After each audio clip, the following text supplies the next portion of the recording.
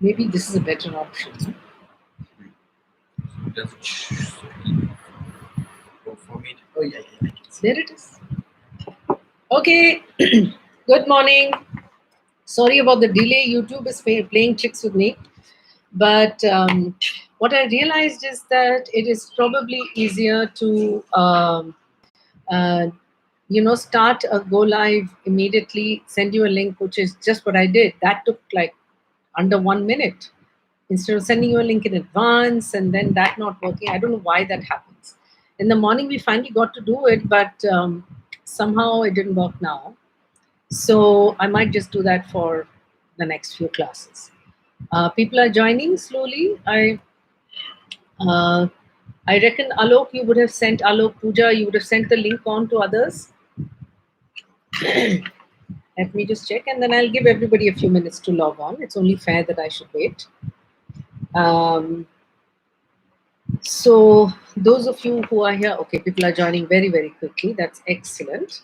So I'll take a minute to just, I'll give you a minute, and then because I saw that in the last link there were about 60, 70 people already waiting. I felt bad, but now that we've done it, it should be okay. Okay. Thank you, Alok. Um, I'll just give people a little bit of time to switch the link.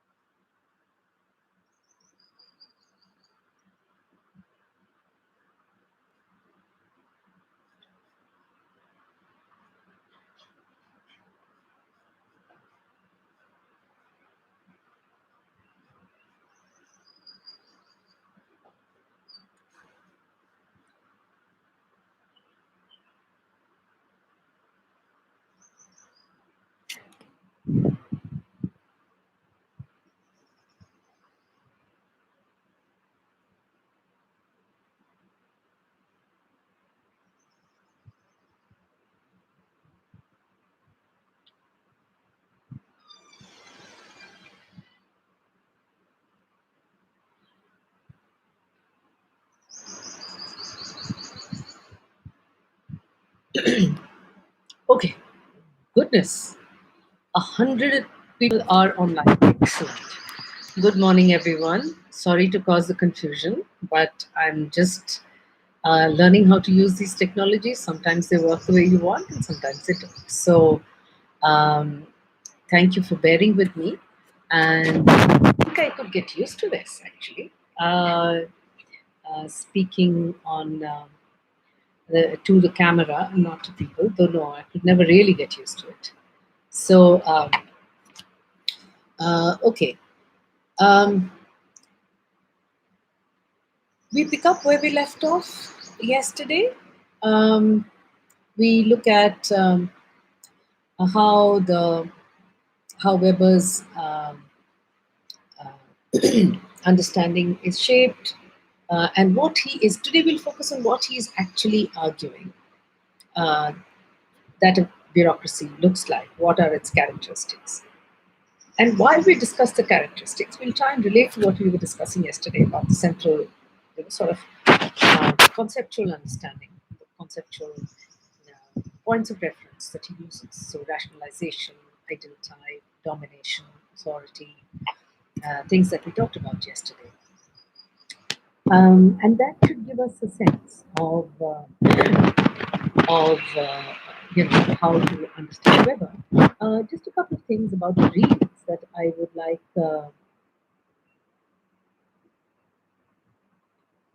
Okay, I'm also looking at comments coming in. Devesh, the Niskanen model, which is at the beginning para of Guy Peters, I thought you should be able to do that because I'm teaching Niskanen last. I will, after Weber, I will teach Marx and then I will teach Niskanen. Hmm. So you don't need to worry about it now.